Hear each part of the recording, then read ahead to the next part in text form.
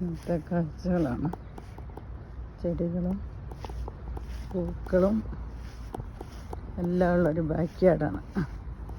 പച്ചക്കറികളും എല്ലാം ഉള്ളൊരു ബാക്ക് യാർഡിനെ കുറിച്ചാണ് ഞങ്ങൾ പരിചയപ്പെടുന്നത്. പിന്നെ ഇവിടെ ഒരു പാർക്കുണ്ട്.